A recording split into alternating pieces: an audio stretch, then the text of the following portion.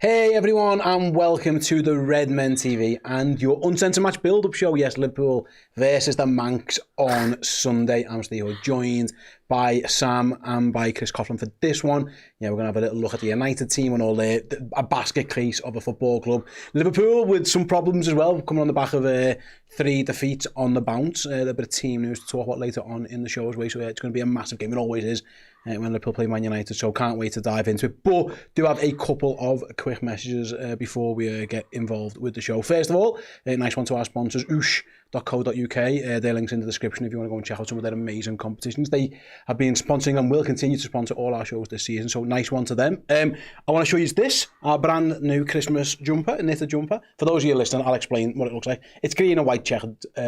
Think of the 95, 96 away kit. Lovely that. It's brilliant, isn't it? Mary, in honour of Liverpool's champions. It's brilliant, yes, boss. That is all available to pre-order on redmenmerch.com now. We put the pre-order link out yesterday, less than 24 hours ago, and already a quarter of them have gone. So if you want to make sure you get one, I'd advise, listen, we'll do what we can to get as many as we can, but if you want to guarantee getting an older one, it clearly appears that everyone agrees with you guys and that it's a belter. So if you're listening to this as a podcast, go and check out our socials and stuff, or just go to redmenmerch.com. There's a link in the description of the shows and get your pre-orders in. And then finally, last one before we get into it, our brand new show, the Pressing Matters with Paul Dalglish. It's going to be a twice a month show every fortnight. That'll be out with Paul Dalglish and a wide range of guests each and every week. And this one, I mean, it literally doesn't get any better than is that. So King Kenny and Ian Rush were in the studio. It's a long podcast as well. It's brilliant. It's ridiculous. That'll be out later today here on the YouTube channel and in your podcast feeds as well. The first of what is going to be, like I say, an amazing series. Chris and Paul Dalglish, and then of course special guests. There's loads lined up. Basically the biggest names. I reckon if you did a Mount Rushmore of Liverpool, Kenny's definitely on it, and Ian Rush is probably on it. Greatest goal scorer in the club history. Yeah. So to have them both in here yesterday was quite something checked out. I mean, set the bar high now. I was going to say, you better get Gerrard, Suarez, back and Mo Salah, and Paul Dalglish knows them all. But I'm equally thrilled to be joined by you two guys. Thank you. Absolutely. Let's talk then about Man United first, and I'll come to you. Man United, again, just a baffling football club. They're doing a little bit better than they were last season. It was hard to be worse. So they're 10th on 10 points, which is about, that's about what they are, a point a game team. They are good at home in terms of results, and they are rubbish away from home, which bodes well because they're coming to Anfield. Amarim, there was talk of he was going to lose his job. Then there was talk that they're going to keep him for a long time. And they're just a basket case of a football club. But every time they come to Anfield, pretty much, they give a good account of themselves. So what are you expecting from them? I'm finding it tough to put my finger on exactly what we can expect from them on Sunday, other than they're going to play 3-5-2. Yeah, I think their team's a little bit more settled now. They've got one or two positions that you could argue Cunha and Mount, to the toss of a coin. It's been Mount of late because Cunha had the injury. Midfield's quite settled with Casemiro and Bruno Fernandes and Mbeumo. It looks like Sesko's in the team now. At the back, they've been relatively consistent, although he keeps changing them on 60 minutes. They seem to have got this new goalie in who looks like, they think he's the second coming of Courtois now, / Van der Sar / Schmeichel. Good luck with that one.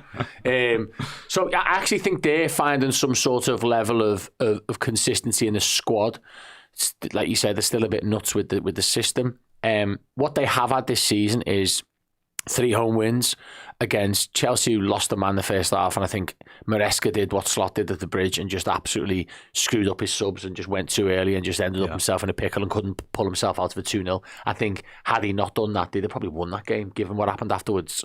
And United have won 2 of the home games against 2 promoted sides.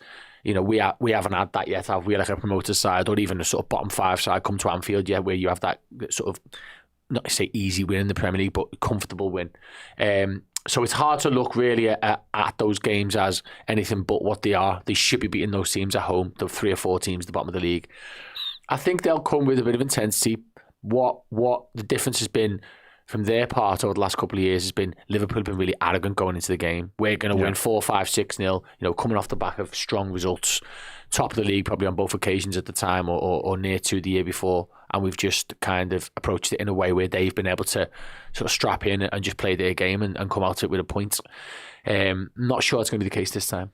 The last time they went on the road, well, the last 2 times they were on the road, Chris, they got beat 3-1 by Brentford, quite handily, really. Yeah. They got battered 3-0 by Man City. They also got beat on penalties at Grimsby, with a relatively strong team. They drew at Fulham as well. They're away results. That was dodgy, by the way. And even there was some questionable decisions made on both ends of the pitch in that game. So on the road, they haven't quite figured it out. It feels like, again, as I mentioned, opposition helps, but at home, they've been a bit better. But they have conceded plenty of goals on the road.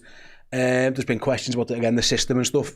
It does appear, even though they've technically got 3 centre-backs and 2 DMs on the pitch, or 1 DM and Bruno a little bit, they do concede a lot of chances, Man United, especially away from home, which in theory should bode well for us. Yeah, I think this game is really going to test Ruben Amorim's tactical stubbornness, because I think if he goes into this game with 1 defensive midfielder and Fernandes alongside him, that for him is a recipe for disaster, in my opinion, because then going up against Liverpool's midfield with pretty much 1, really?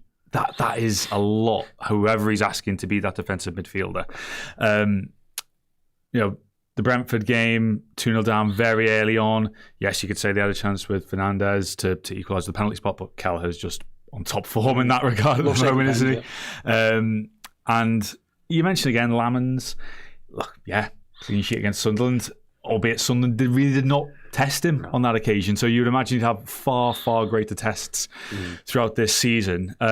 You said earlier that about you don't really know what to expect from United, and I think we all kind of fall into that category.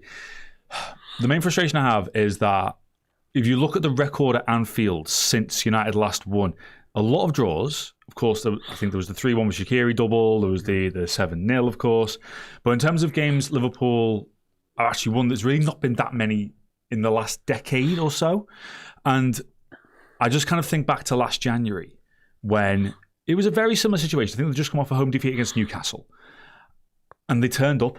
They ultimately turned up. And it was very different compared to the Ten Hag game last year. It was basically United just, you know when you're playing FIFA and you're getting absolutely snotted and you think, I'm just going to put down the controller here and the guy on the other end can do what he wants. That was the Old Trafford game.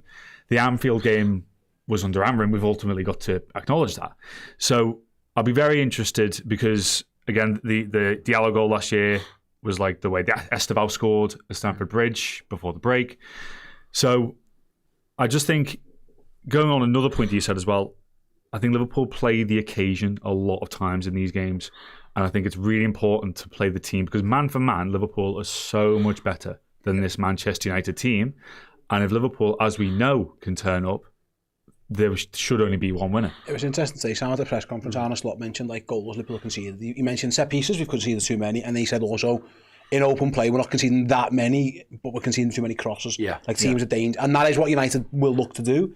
And that's what the wing-back thing in theory could do. So whether it's Ahmad and Dalot maybe, or Mazraoui might be back, they'll play 2 wing-backs, and they will be looking to, Mark Cucurella mentioned it, Liverpool will leave space in behind Mo Salah, and it's there to exploit. And I was looking at their team, and I always do this, I say this on most shows, who can score a goal for them. And to be fair, they've got players who can score a goal in theory. Mbuemo, Mount, Sesko, Cunha, and then Ahmad, really. So they do have a goal threat. It'll be interesting to see what United tactics are. It feels like it could be a lot of, with the ball, get it wide to Ahmad or get it wide to whoever's playing left wing back, probably Dalot, and just bomb onto those spaces. It feels like they're going to try and stretch the game width-wise rather than maybe play direct. It's interesting because with Mo Salah in the team, which, let's be honest, he's going to be in the team, isn't he? Especially at this short. If it carries on, we've got a different debate. And we have this sort of, he gets a bit of a free ride type in the system. It actually is not the worst thing in the world, that playing against wing backs, because you're not getting doubled up. Because the reality of it is that, like, if you look at the Palace game, the 2 10s in an efficient system will invert and attack you through between your full back and your centre back. So it's about not losing the ball in those areas. With wing backs, you've effectively got your man arriving late to receive the ball and your man arriving late to then distribute it into the box or whatever, and then your man arriving late at the back post.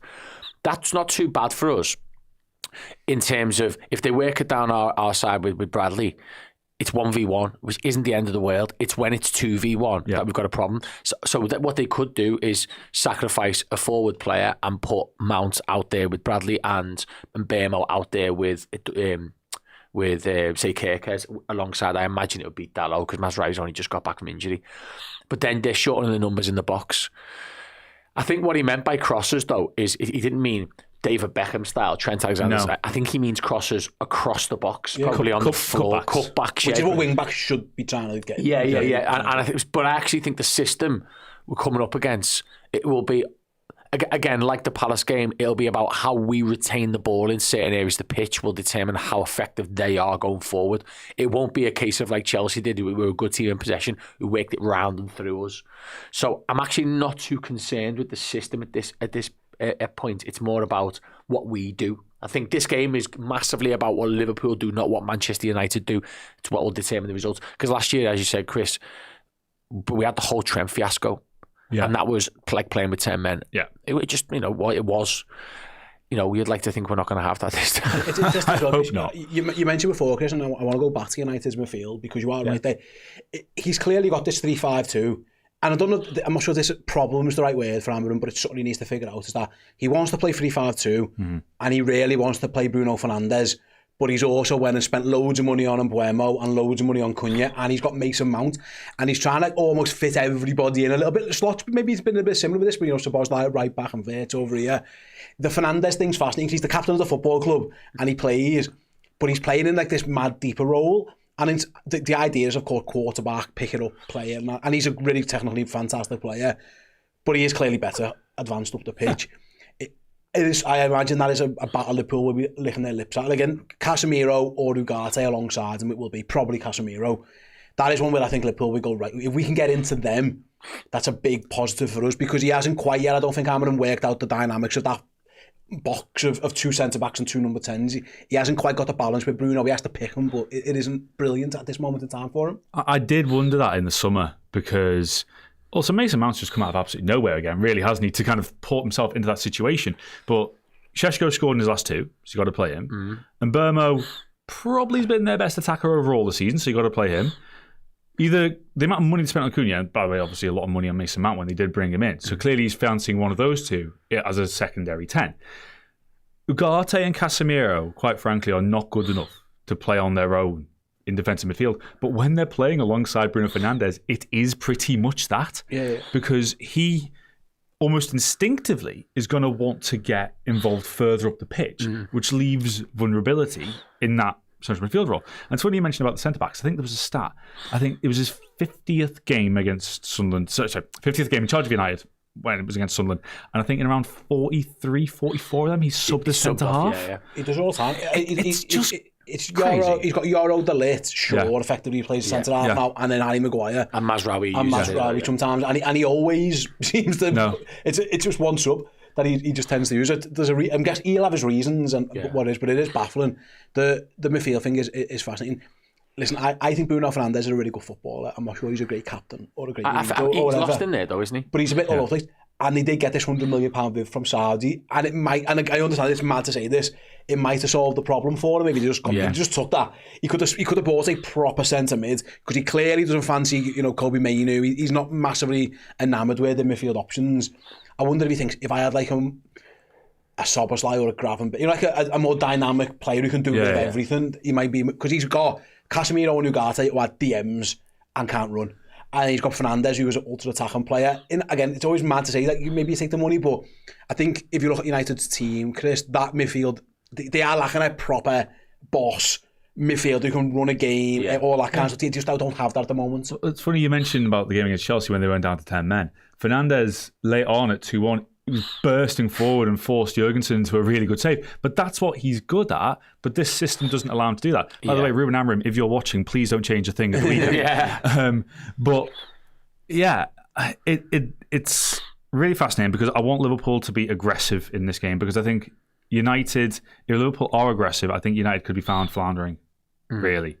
And I think this is where I'm talking about Liverpool playing the team that they're up against, not playing the occasion of, it's Manchester United at Anfield. Yeah. We've seen we play Manchester United at Anfield every single season. Yeah. And I know obviously it's a big occasion, but play the team. This isn't the team of the Rooneys, the Ronaldos, the Tevez, the Berbatovs. It's not that team anymore. The mid-table team. Yeah. You play the mid-table team at Anfield. So I get showing respect in the game, but that's not the level of respect that this Manchester United team deserves. And that's why I'm saying for Liverpool, to put the last 3 results behind them, be aggressive, be in their faces, be a real attacking outlet, and I think Liverpool can make the most of it. The last one, Sam, it's interesting because before we finish on Man United, but they play us, then they play Brighton at home, then they go to Forest, then they go to Tottenham, then they host Everton, then they go to Palace. So like they're all games that they're all teams who think they can beat Man United. I was going to say they'd be lucky to win any of them games. You mentioned Grimsby because they're all Premier League games as well. Yeah, they've got nothing else to focus on now. They're all good. They're all Forest are having a wobble. Fair play. I understand, but the rest of them are pretty good Premier League teams. And I include Everton in that. I think are quite decent team. The interesting thing is, usually at this point, if a manager is under pressure, you might think, are they going to do something different? Are they going to change? Are they going to change how they play? I think Liverpool sometimes get caught by teams who just change what they do. I go back to the opening game of the season when Bournemouth just stuck Semenyo on that side against Kirkers, and they don't always do that. Or they just a little change, a little tweak here and there. Palace did a little bit similar as well, where they just change a couple of things. You know exactly what you're going to get from Ruben Amorim's team. We could all sit here now and name the system. Probably 9 of the starters. He's got a choice of which number 10 he plays, and does he bring Masraoui back in? Backs, and which centre. You know exactly what you're going to do. Man United aren't going to spring any surprise here. Arne Slot's had 2 weeks, and his coaches have to know exactly what's going to come from Manchester United. They shouldn't be called cold by any of this. They should know exactly what's coming. Yeah, and even Galatasaray did the opposite with the inverted one winger, and they inverted the opposite one. And it was just like literally every team are playing this year is throwing a spanner in the works. And it's down to us to have a plan B. Obviously, I agree with you on this. Last year when we played them, they played Ugarte and Mainu in midfield, and they retained the ball really well. They're the best games I've probably seen either of them play for the club, honestly. It's going to be the other 2 players this year, and both cracking players. Fernandes is too good to not be in the team, but he's not the right player for the system, which is why he's playing where he is, if you get what I'm saying. So you were spot on about what you said about that. The only thing they could do differently, I think, is play him further forward. He might play him in the 10 and bring in Ugarte. Well, he won't bring in Mainu, who doesn't like him. He might bring in Ugarte next to Casemiro and go, do you know what? I'll just have 2 lads in there, and I'll allow Fernandes to be wherever he wants. And as a lad I know, Sports United said to me, I won't expose him. He said, if Fernandes plays well, we play well. And that's the problem with them. You know what I mean? So, I'm with you. Look, I don't think they'll do much difference.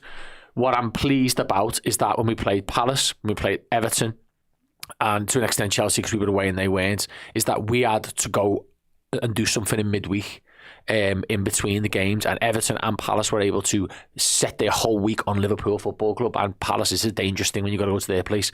Man United don't have that. They don't have the time extra to put into Liverpool. The manager can do what he wants, like Slot, but the fact is the players are all going to be in training today, and maybe a bit yesterday, but so they're going to have the same amount of time planned for this game as we have, and I think that's huge on our part because they can't come up with anything too different. Yeah, it'll be fascinating to see how they go. And on the run of fixtures, Chris, then very quickly, it was mad because he apparently was under pressure, and then he beat Sunderland, and then that pressure goes, but it can easily change, and they do seem like a very fragile team at the moment, Man United. I saw them at Brentford, and they looked a little bit all over the place in that first half. They were just it was one kick up the pitch. Yeah, and like they were all over the place. They didn't know how to defend. I saw them against City, where for a derby game, it was pretty easy for Manchester City. Really, it was quite comfortable. They do feel like a team where I don't know, and I'm looking at this run of games where there's always questions about the manager and there's questions about it. If Liverpool can just get the foot on the ball and not play the occasion, like I said, those wounds open up a little bit, and then also everyone's looking to the future going, geez, well, if he gets beat at Liverpool, then he has to beat Brighton, and then he has to go to the top. Like, these things can turn very quick, and I feel like Man United are always on that cliff edge, and it's up to us to kind of just give them a little nudge towards it. Yeah, I mean, I thought if they didn't beat Sunderland, I'm talking even a draw, he might not have been in charge for this game. But there was that rumour, wasn't there, about if they relieve him of his duties next month, it's going to be considerably cheaper. Yeah. Then £8 million more to sack him before the year. I think Jim Ratcliffe would love an extra £8 million in his pocket. But I agree with you. They just feel on edge all the time, and that's where Liverpool really have to put the foot down here, because I think what Liverpool have been the masters of this season is almost making things difficult for themselves. don't do that. Just literally keep the ball. I know I said it last time I was on here, but I go back to the first day of the season. If Szoboszlai doesn't try that back heel, that game doesn't end 4-2. That game probably ends 2-0 or 3-0. Yeah. So just even little things like that, just play the clever ball. At the time, force it. Look to play the exciting ball. But this is a game. If Liverpool keep possession, say to United, come and get us, and draw United out and just play the way we know Liverpool can play, this could be very straightforward, and I would love it to be so. Absolutely, and we'll talk about how Liverpool are going to do that. After the break, yes, join us after these quick messages. We'll go through some Liverpool team news, predict the starting 11, and have a little look at the other Premier League fixtures that are taking place over the weekend. See you in about a minute. Hey everyone, at the end of October we are going to be giving away this signed Liverpool shirt, and it is not just signed by one LFC legend, it is signed by 5 of them. You've got women's superstar sensation Natasha Dowie, you've got Sammy Lee, you've got Gary McAllister, you've got Bruce Grobbelaar, and you've got goal scoring machine John Aldridge's signature on this shirt. If you want to win it, simply head to redmenplus.com, become a legend tier subscriber, get all of our amazing content in both video and podcast forms, and loads of extra perks and bonuses as well, including this shirt. It was signed at our end of season party, and by the way, Jags from the Ragamuffins, he signed it too, and if you want, or if you don't, whatever, some of the Red Men TV crew can sign it for you as well. It is a truly unique prize. redmenplus.com, become a legend by the end of October and you'll be in the prize draw. Good luck. Hey everyone, welcome back to the show. Let's talk about the mighty Reds. Team news wise, then, we know Alisson Becker is out. Arne Slot confirmed again at the press conference he said not this week or next week, and then DLC with that one. So we know Mamardashvili will be in goal. On the positive side, Ryan Gravenberch, there was a little bit of doubt around him with the Dutch national team. He's completely fine, and Ibu Konate, who missed games with France, I think he was sent home early in the end, Ibu. He's going to train today as well, so he should, in theory, be ready, Arne Slot believe. So that's where we're at in terms of fitness related. Obviously, we know Leone's out for the season as well, unfortunately, so that's where we're at there, Sam. Mamardashvili in goal, that's where we're at. We know that's going to be the case, so we don't have to talk too much about it. Yeah. I was impressed with him at Chelsea, by the way. I thought he was excellent. He made some good saves. Yeah. He did everything he could possibly do in the game really well. He did. Yeah. He didn't look overall by it. Again, talk about two games to make your first games away at Chelsea, home, way to do it, home into the fire. What's interesting here, Chris? Usually I can just go through the team and go, he'll play. This is easy. At the back, you could say Virgil van Dijk will play, and then you could at any point make an argument, a reason, whatever you want towards any of these other positions. There's left back, we'll start there. He's got Kerkez and Robertson. Yeah. My guess is he will play Kerkez and stick with that one, but there could be value in experience as well. But I think against Ahmad and the pace, that might be a risk. He won't play Ahmad. Ahmad's not going to play this game. This is the one. Mbemo and Dalot. The one we didn't mention earlier, I thought was Dorgu as well. Again, the either way, it's probably going to be pace. Yeah, at right wing back. It'll be Dalot. Yeah, 100%. Okay. Yeah. I did think that it was weird earlier when we were talking about it. Like, it fries my brain. Left footer on the right hand side, wing back, right foot on the left as well. But it is modern football. Yeah. You know, this clip went relatively viral in the week of Kerkez swinging an unbelievable cross into the box for Hungary, and they very nearly scored from it. I think it was a tip off the crossbar. That's what we all want to see. We don't want to see Milos Kerkez as an inverted third centre-back building up the play, because that's just not what he was last year. That's why I'm so confused about what his role is at the moment. I'm not going to say I thought he was going to come in straight away, be Andy Robertson 2.0, but I thought we were at least going to see that attacking side. I know you've mentioned last time we were on about Gakpo not really feeding him down that side and stuff, but if this is a game that we can see the fully attacking Milos Kerkez, because he must be stood there going, I want to be getting forward. I can't. The defensive side of the game, I can't really fault him too much so far. I think he's had some good defensive displays, but the attacking side is what we really want to see from Kerkez. Just on the goalkeepers as well. Maybe it's a bit too early to say this, but with Alisson being out, we all knew this was going to come at some point, because he does seem to get an annual injury almost around this point of the season. Kelleher was always very much stated as being second choice by Slot. He said, look, when Alisson's back, he's going to come in. How big an opportunity actually is this for Mamardashvili in terms of if he plays well? How realistic is the possibility he could genuinely retain his place, or do you just not see that? I think Kelleher played the bar as well as a backup goal he could do last year. Yeah. But he was always backup goalie. I think Mamardashvili is for now. I think that will change at some point. The difference is, of course, Mamardashvili will be Liverpool's number 1 at some point. I think next season. I don't think Kelleher was ever going to be that. So it's an interesting one. I'd be shocked, to be honest. He's not here to be number 2 for 2-3 years till Arsene fancies it. He's here to say, I'm off, mate. You've seen how good he is. He's too good. And obviously, look, I know there's a lot of backup keepers at the moment that are costing 30 million quid, but that's what he cost. And he'll have had in his head, I'm not going to Liverpool just to be okay with sitting on the bench all the time. No, 100%. On the we think on the left back thing. Kirk, yes. So on the left back thing for me, it's mad. Like I think certain fans have a bee in the bonnet about players, and we're always sat here going like, "What's Curtis done to you all?" Or whoever it was before that. I can't even remember now. Trent with the England fans and stuff. I almost feel it's the opposite with Robbo.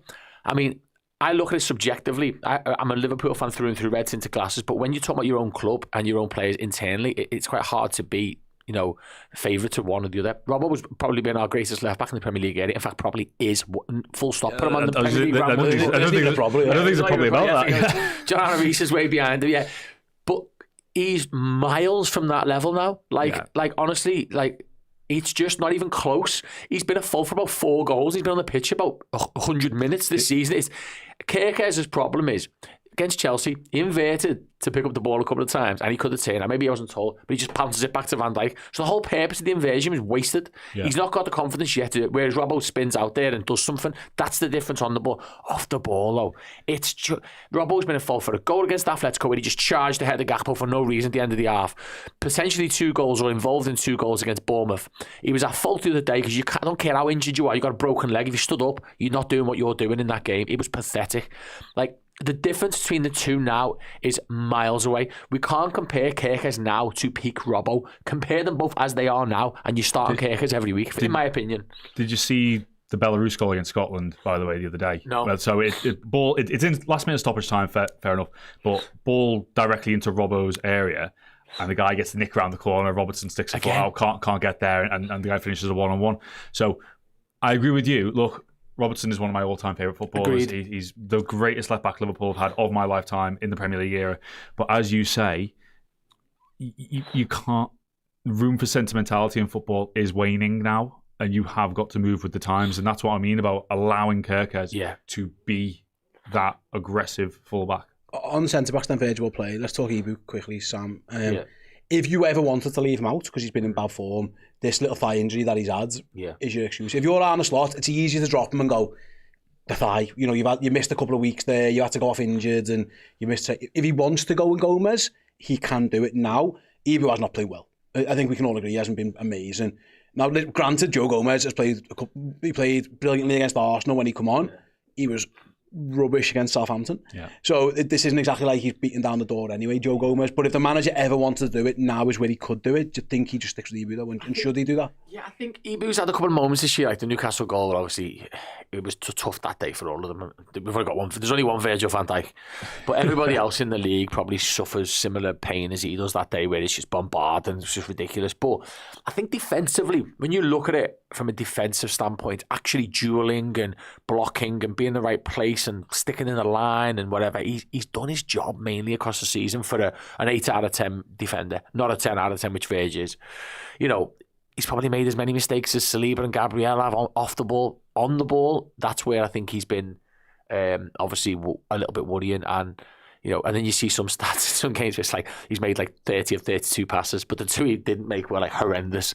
That's the problem with him, isn't it? Is that the mistakes he's making are so bad that we're remembering that from the game. So I still think he's all right in there. He just needs to tidy up. I'm still thinking about that pass to Osimhen in my sleep. I don't know whether he just stubbed the grass or whatever. But I'm just thinking. That's what I mean. Don't mistake he's making. I'm thinking about the Palace performance with Mateta just putting him ragdoll all over. I don't think Sesko's quite going to be there, but you never know. And you look at it was a Gyökeres, he absolutely destroyed him. But so fingers crossed that's Sesko. Steve, you are right about the something in for Joe Gomez though, because if he hadn't have had such a bad game there, I wouldn't have had a hesitation about this. And obviously this goes back to the summer, and it really is being highlighted now how important it would have been to get... I know you can't call an ACL injury, but getting Gay, he would have just been such a game changer. It is what it is. He'd have played every game. This idea that he wasn't going here. Anyway, I've harped on about that one. Right back's interesting. Yeah, I agree. I'll start with you, Chris. Neither of them, again, are in brilliant form. I think it's fair to say Conor Bradley, up and down, keeps getting himself yellow carded, which isn't helping his cause whatsoever in terms of staying on the pitch for 90 minutes. Frimpong, post-injury, I thought Chad Shieldy was pretty good at the start of the game against Bournemouth until he got the injury. He was all right. Since then, it's been up and down. Again, Southampton was mad. It was like someone he hadn't played footy before. Neither of these two, again, are in brilliant form. It appears that it's Conor Bradley's shares at the moment, but Liverpool did spend £30 million on Jeremy Frimpong. Yeah. And if the ultimate aim is for him to be the right back again post-break, might be the time to do it. Where do you see this one going? I think it's probably Bradley, but I don't know. Yeah. Dominic Szoboszlai? I'm sure. I mean, it's an option. It's absolutely an option. It's absolutely an option. Yeah, I am joking. Don't worry. It is an option. But I genuinely, again, last time I was on, it was pre-Burnley, but I genuinely, and I know we actually did start it right back in that game, but I genuinely could see it coming just for continuity. But for this one, this is what I mean about, I want, above all, over the international break, I would have wanted Arne Slot to have sat down in his office, at home, whatever he has, nice beer in hand, and just figured out his best 11. That is what I want Slot to do, because I'm just not sure he fully knows what his best 11 is. And for a manager and a coach as good as Arne Slot, he needs to figure that out. Yeah.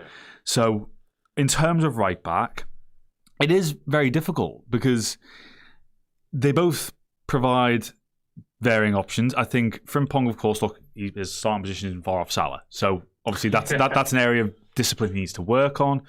Bradley, I agree with you. I think maybe in his mind, he's thinking, I actually do have to step up now, whereas in the past it's like, oh, I'm ready to step up, I'm ready to go. He's now in that position, and it's almost a bit of rabbit in the headlights kind of feeling. So I'm saying I want Arne Slot to choose his best team. I'm now trying to think about which would be in my best team for the weekend. But I think it depends how. I think United will be quite reserved, and if they would be attacking so much, I would be tempted to go with Frimpong because that would give them something to think about. Because I think Liverpool are going to have so much of the ball, I feel like Bradley is the more intelligent option for the weekend. But I just think I want their strength to really be getting utilised. I agree with that. I think the thing with Bradley is, again, it's not like as bad as Zebu, but it's similar. We remember the problems he's had. Like, I think one of the things Trent developed defensively is obviously he wasn't fantastic in loads of areas where other right backs like Carvajal have been and Azpilicueta and stuff over the years. That's actually called a left back.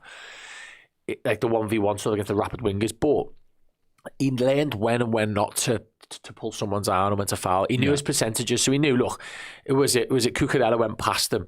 Yeah. He was stranded. Salah left him high, out in the cold, and he had two men on him, and he didn't know what to do. So he just thought, right, I'm going to stop the attack. Old school, pull him down, get me a yellow card, crack on. But obviously that then led to him being subbed off. That's the thing he's got to do. He's done that 3 times this season where he's got himself a daft yellow card. And I think he's got to just learn that actually it might be better for me to let this one go. Learn from it, pull someone back in and trust that me midfielders and my 2 centre-backs are going to deal with it, and they might not score anyway. He's almost dealing with it like we're 1-0 up with 2 minutes to go and someone's on the counter-attack. It's not that, mate. It's 0-0, it's 1-0, it's first half. Yeah. And that's my only real criticism of Bradley. It's making those decisions, because what's happening then is Slot's going, we can't go down to 10, we're under too much pressure, make the sub. We've got 2 options there, Frimpong or Szoboszlai. And it's killing his whole idea of a sub and also what is my best team and what he might plan the second half. And he hasn't quite got the trust yet, clearly, to just go into the second half and hold the yellow card. That's my only thing I think Bradley's got to do. Don't get booked first half, mate. Even if we go 2-0 down, unless you're the last, unless you're literally, and everyone's going, foul him. I like Gakpo against Forest last year. Don't do it. Yeah. I think that's my thing. I think he'll go Bradley as well. I wouldn't be shocked if it was Szoboszlai, but I think it'll go Bradley. Midfield, then let's move into midfield again. Gravenberch is fit, so we'll play. Yeah. We know that. I've got no idea. If it's form, Szoboszlai's playing. I hope so. And then it's one of McAllister or maybe Wirtz, unless he wants to play him left. Chris, going back to the conversation earlier, at some point now, right, Florian Wirtz has to play in Liverpool's number 10 on midfield, whatever he's going to play. Alexander Isak has to be the striker. Yeah. And then you've got to figure this shit out. And it feels like at this point now is the time to do it. If they're both fit enough to play, you've got to play them. And I know. like, they've got to at this point. He's left them out. He's worked around it. And I know McAllister's been away and scored goals, which is great. And Arne's not meant to say again, he's another one getting back to fitness. It's a plethora of options and it's brilliant. But what I would say is that there's loads of options and not many of them. That other one, it's hard to nail down who's playing well. Wirtz isn't quite happening a little bit here and there. McAllister up and down, Curtis maybe up and down as well. Do you think it is just going to be Gravenberch, Szoboszlai, Wirtz? The biggest issue I've had with Wirtz this year, and it's not even particularly with Wirtz, it baffles me that you can sign a player for £100 million and not seem to have the plan ready for him just to slot straight in. And he should have had the plan because he did a presentation to and told them, "There's what I'm going to do with you." Yeah.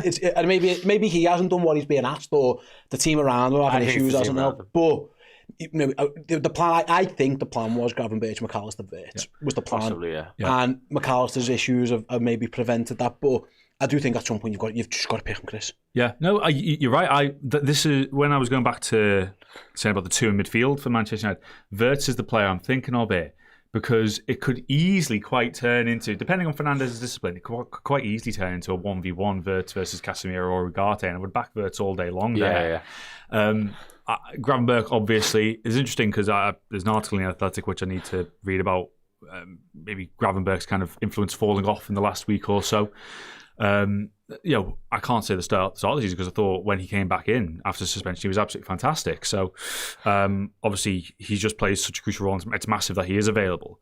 And you on form, it's got to be Szoboszlai. It just has to be. And my main reservation in the summer about him was just you take him out, you lose so much energy. And it's a bit annoying about McAllister because when is he going to get over these niggles? When is he going to get back to this fully fledged McAllister that we've all seen for so long? And ultimately, last year there was so little rotation. It was those three. This year, I think Slot's almost adjusting to a world where he's got to rotate because he's never been used to that. He's openly said it. He never did it at Feyenoord. He didn't really do it last season. This year, he's kind of got to, not just because of the players that got brought in. So in my mind, it's a Gravenberch and Szoboszlai pivot with Wirtz as a dedicated number 10 because his best performance of the season against Atletico Madrid, that was his role.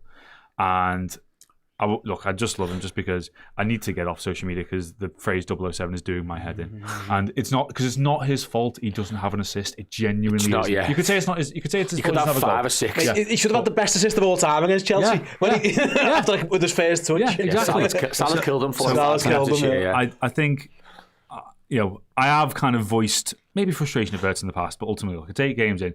The guy's clearly a very good footballer. And I just hope this game allows him to showcase that, really.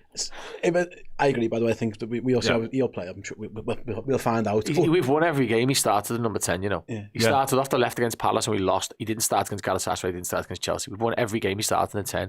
And quite frankly, go back and watch the Arsenal game and look how tired Declan Rice is chasing him around the pitch. Yeah, he's a good player. I'm sure it comes off against Newcastle, Palace and Bournemouth when we're winning. I reckon he'll be in. The forward line's interesting because, again, talk about form. If you're picking this on form, Ekitike starts. I don't know where he starts. He's played a little bit left for France, so we know he can do. He moved over there, didn't he, in the week? But again, £100 million on Isak. Arne's not mentioned today again, Sam. Do you think he's had this this 6 weeks have been like a pre-season for him, and they think he's fitter? The minutes he got for Sweden, although he didn't score, will do him the world of good. Is this the same as the Wirtz thing, where now he's your number 9 now? For the next month. There will be rotation because, again, I think Liverpool have got 7 games in 3 weeks, so there's plenty of opportunity for swap and change. Yeah.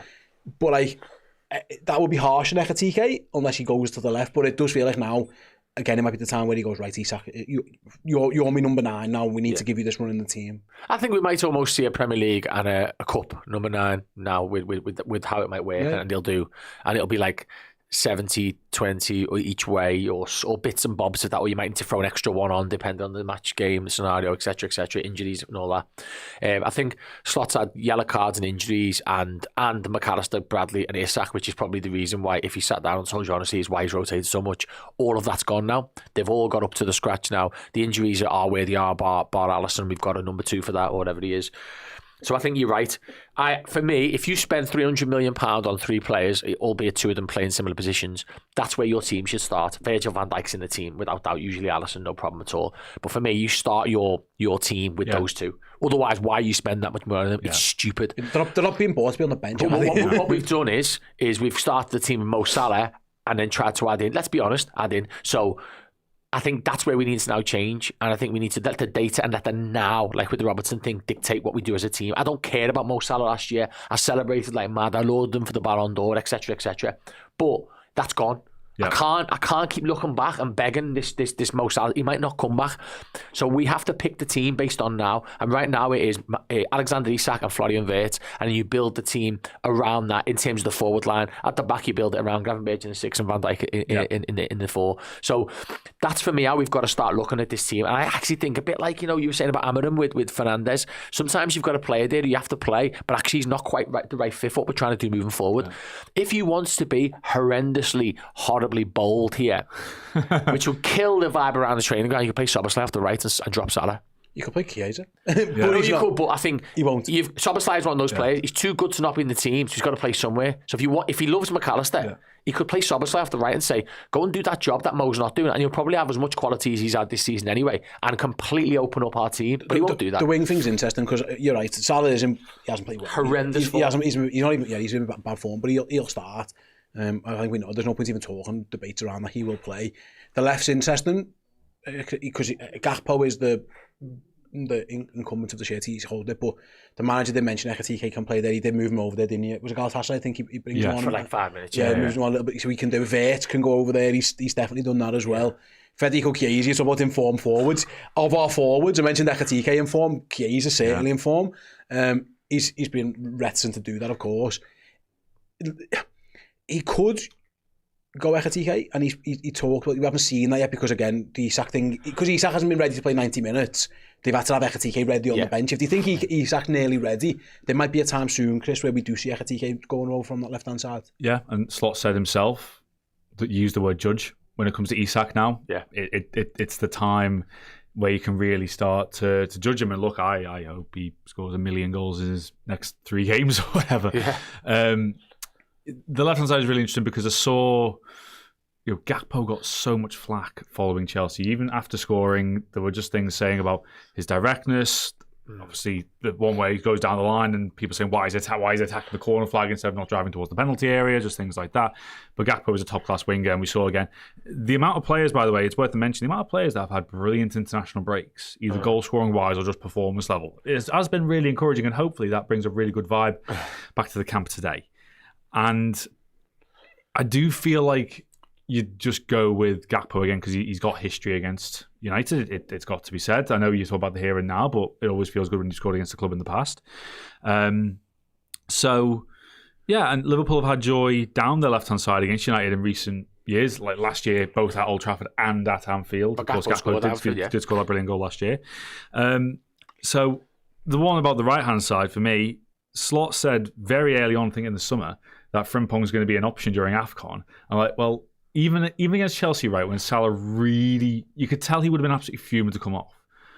But Frimpong's just sat there on the bench, and I could tell you, Cucurella would have had a lot more to think about if he was up against a Jeremy Frimpong on that right-hand side. Salah's hating us at the moment, and but what I would say is that I would never write Mo Salah off. He gets the benefit of any doubt. How long's he got though? That's what I'm saying. I don't know. Is the answer? How many more games? Is it all season? He got left out against Galatasaray, and because there are so many games, and there might be times when he's in and out the team again. He might get rested. But you are right. Him and Gakpo aren't really at it. Gakpo is at least a bit better than he's getting. He's creating chances though. Gakpo, he created something like 2 or 3 chances in that game and got a goal. It was like, even though we thought he played not that well, but when you looked at the data, it was like, hang on, Gakpo's created like, didn't he lay through? He laid through what's his face, Szoboszlai. And he also played the ball through, or was definitely created the chance for when Kirkes was through. It's like, oh, I forgot about that. But because we didn't score, no one cares. It's interesting, yeah. I think Salah definitely needs to step up. But also, you mentioned Salah last season. Does Salah have to kind of accept now he's not almost meant to be the main goal scoring man? You've literally got £125 million forward. You've got £100 million midfielder. Even if you're on that right hand side, because the touch maps have been, he's absolutely been hugging that right hand side. Your job now, it is more of a provider, especially if you're like... He's really good at that as well. Yeah. When he's in form. Yeah. I just hope, I would give him the benefit of the doubt to say he's going to get back, but we're all definitely keeping our eye on it. But do we think it's going to be Gakpo, Salah, Isak? If we I think that'll be the front three. Yeah. And then, again, I'll go back to the Frankfurt game, because I've got the fixtures here for Liverpool, by the way. They play Saturday, Man United, then they go to Frankfurt for Wednesday, then they're at Brentford on Saturday, Palace in the Cup where he can do whatever he wants, then they host Aston Villa, then they host Real Madrid, and then they go to Manchester City. That's the exact same week as last year, pretty much. It's very, very similar, yeah. There's a lot going on. What's nice about it, though, is that everyone will play, Sam, that's my point. It's okay, you can rest and rotate, and you can leave people out, because you can say, listen, you're not playing against Man United, but on Wednesday, you're playing against Frankfurt, and then I've got you can start doing this, because they're all big games now, where sometimes it can be difficult to go, you're not playing this one, but now with so many games coming up, Arne Slot, he's got that to say, listen, Alex, you're not going to play against Frankfurt, Hugo's going to start that one, or even to Salah, I'm going to leave you out at Brentford because I'm going to play someone else. He's got that option on, he looks like he's more willing to do it. Yeah, no, absolutely. And of those sequence there, what I was going to add in there is we've got 3 home games, we've got the opposites of what we had the other day, so it's quite even. Then we have bang, bang, bang, Palace, Villa, which you'd expect to win both of those given the circumstances, and then obviously Real Madrid's a massive game before City, and you don't mind the City won't be at the end of the sort of run of games. It's kind of, we'll both be in the same knackered situation by then. I agree. I think it doesn't necessarily matter who starts Sunday in terms of, like you say, people getting annoyed at the start, and I think everyone will know that there's a job to do over the 3 weeks. It's just like you say, it comes down to, and look, for the record, I think that as long as we play 7 out of 10, we'll win this game, because I think, like you said before, Man United are now a mid-table team, what they're producing. It's my big eye is on Mo Salah. I think the rest of the team will sort itself out. I think Liverpool's biggest question mark now is how do we solve that problem, because I watched a little bit of a Redman show, and I'd recommend everyone watch it. I only saw a clip of it because I haven't had time to finish it off yet, but it was when Chris and Josh were talking about Salah's number of shots per 90, and they're saying his worst season for Liverpool was like something like 3.3 or 3.4 shots per 90. He's averaging less than 1.5 now. He's averaging less than 1.5 shots a game, and he had 3 versus Chelsea, so there's 2 games worth there, and then he does absolutely nothing off the ball. My big concern is about, and it's not just about like Salah, is if Salah just becomes a normal winger, you've got to do your defending, lad, even if you can play 1 game a week, you're a quality footballer, that's sound. But that's the biggest thing for me, is that if we turn around Salah and say, look, we're not playing your game anymore, mate, how does he take that? How does that then affect the changing room and the training ground? But no player is bigger than the club. Well, I hope so. Yeah, that's how he goes. I'm hoping with Mo, I'm willing to give him the benefit. I hope so. But you are right. We'll see how he cracks on. Maybe again he's had a good break, and maybe that helps him. He literally had the break as well, which helps. He didn't have to play. But did he play 1 game? Did he? Because he got through, and then he's give him a little rest. And he was vital in that game as well. Obviously to get Egypt to the World Cup. Didn't he? To get Egypt to the World Cup. So hopefully again a lot of lads coming back with a bit of confidence. Very quickly then, before I get your score predictions, lads, just a little look around the Premier League, because there's some good games this weekend. If you're looking at title rivals, and Arsenal go into Fulham, it's definitely a game where if Fulham turn up, Sam, again, they are the type of team where you can see getting points off bigger teams. They always provide us a challenge. And then we're watching a couple of years ago now where they managed to halt Arsenal as well. That is one where tomorrow night 5:30 Arsenal should win, but it's definitely one you can circle on your calendar of a little bit of pressure on them. Absolutely. Fulham, I remember last year, Fulham, Bournemouth, and it might have been Brentford, or Brighton, all were amazing. Like the way they finished in the season wasn't a reflection of the majority of the season. They kind of fell off. Fulham were unreal this time last year. They were like 6th, 7th and really pushing up there. And I feel like they've got that about them. They were unlucky not to beat Man United. They're just in a bit of fault because they got beat by Villa and Bournemouth. They're away. I think at home they're a that first half against Villa, Josh King was absolutely phenomenal. They just didn't make the most of him. Villa hit him with a quick 1-2 at the start of the second half. I remember the game against Arsenal last season. I think Jimenez scored, Saliba equalised early in the second half, and I was just sat there for the entire second half, just like thinking, can I breathe here? I'm just like, Yeah, what? it was tough And then to watch, wasn't Saka scored, but Martinelli was offside. So That's right, That yeah. was I think that was the start of when I was And like, they lost the year before there. It's been a tough ground for them. They struggle off Craven Cottage. It's one of Yeah. those, right, a lot of teams do. And again, at home, you maybe Fulham can get something. Fulham should have beat Chelsea, by the way. They got absolutely mugged off in that whole 90 Oh, minutes. yeah. Yeah, it was Horrendous. stupid. Yeah, it was So stupid. they're a good side. They'll give them. I'd probably say Arsenal should win. It's a bit like when we went to Palace. To be honest, it's how are you going to turn up on the day? And then our Blue Brothers go to Manchester City. Chris, I know you're going to be there in a bit of a work capacity, but City feel like they're maybe just a little bit now. Haaland again is on fire. Yeah. It's a joke. You can guarantee a one next to his name almost every game again now after a little bit of a. It's crazy. a He's just, hat trick in the international break. yeah, he's one of the greatest goal scorers of all time, and he's only just into his career, which is mad. But Everton, again, talk about form-wise, Everton, they win, they draw, they lose, they draw, they win. They're very unpredictable. Obviously, no Jack Grealish hurts them a lot going That's there. massive, That's yeah. massive that he can't play. But I'm not holding out any hope for Everton, but they are a stubborn team who will at least have a plan to stop Manchester City. They're not going to just roll over, I wouldn't think. No, I'll voice some of my prep now for work. But go on. one of the biggest stats I saw was Jack Grealish has had 50 touches in the opposition penalty area for Everton. The next most is Beto with 26. He's So fucking crap as well, by the way. Unless you're playing us. He turns into like superhuman against us. He's rubbish. So that he needs to figure that out. And who they're going to play? They're going to have to get someone's going to have to play left wing. Maybe it's Alcaraz, maybe. Alcaraz played well in the second half against Palace. I think if Palace had been 3 or 4 up at the time, I don't think any Evertonian could have moaned about that. But Everton will go there, be compact, I think. Gay and Garner in midfield. The one thing about City is they just feel, I feel like they're in the groove again now. Do you reckon? Yeah. I like the game against United again. Took the chances there. Took the lead early. I know there was done rumours here from Mbermo, but once again, Haaland, the quick 1-2, did his thing. Burnley, I thought Burnley played better than 5-1 suggests. Absolutely. Brentford, Haaland scored early on, and Brentford just couldn't really get a handle of it. I know you could talk about the Monaco game, and that was quite an open contest. But you can score goals against the City team still. You can. That's the difference. They're Haaland, aren't they? I think he's back to robot mode. Yeah, he's the best I've ever seen him in this country because he was doing a job for City in the treble winning and 3-time winning Premier League team, but the team was just so good. Whereas now it's all about him. Yeah. The whole system is set up is about getting the ball to Haaland in transitions as early as possible. That's what everyone. If he doesn't score at the weekend, Everton can get a result, but it's a very similar type of game to ours. No, it is. In terms of level. You should win. But see how they go there. I think Arsenal would draw, and I think Manchester City will win. Okay. Yeah, I think that Fulham one, even if it's like a 0-0 or something, I think that'd be. No, Arsenal will score from a set piece. So okay, 1-1. So 1-1, yeah. Yeah, 1-0. Smith Rowe.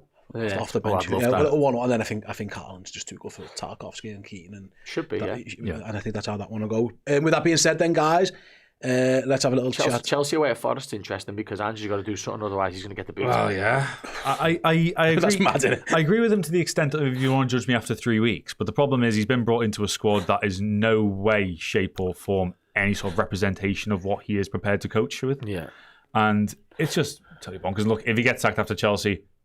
It just told. If you're going to sack him because he loses at home to Chelsea, you might as well have sacked him in the international break. Yeah, that's what I think.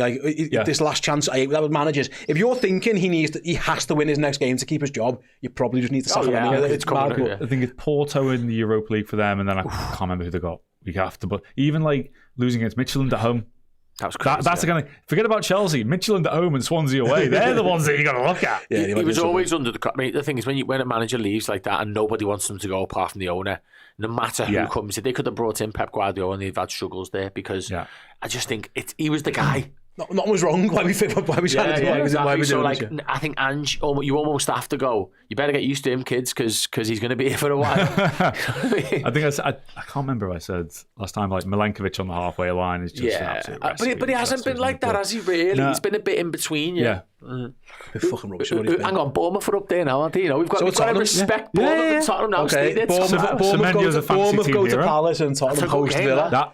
2 good games. They're very good games. That's a 3 o'clock as well. I don't know if you've seen it. Yeah, there's a Sunday, or there's a Super Sunday in like December. It's the worst Super Sunday ever. But like that Palace Bournemouth game, I I'd watch that. You'd watch that? Belter. I might have to transport myself to the UAE after 8 o'clock on Saturday. if I can find a way of doing that. I'll jump on a plane and watch that one. That could be a cracker, actually. You're absolutely right. Let's spin it back then to finish. Score predictions, Liverpool United. How are we feeling?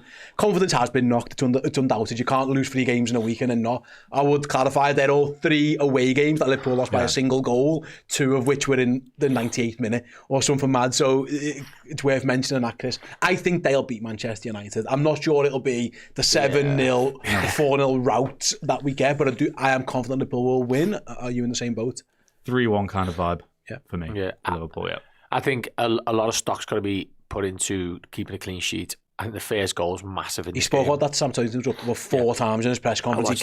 He kept mentioning we can see too many goals. We can see too many goals. He's clearly... Set pieces as well. He's clearly very much... That's been his bugbear. Rather than the attacking, he thinks that'll come. He's very much concerned on getting this back 4 and the goal sorted. We've created the chances to win every game this season. It's the defensive lapses and the daft, Gravenberch getting sun in his eyes, which is apparently what he said. And honestly, that's the truth. And these kind of things happening, and that's just got to go now. I think it's a 2-0 type of game where, again, we put a lot of stock. We scored in the first, we conceded the first, Palace, Galatasaray, and Chelsea.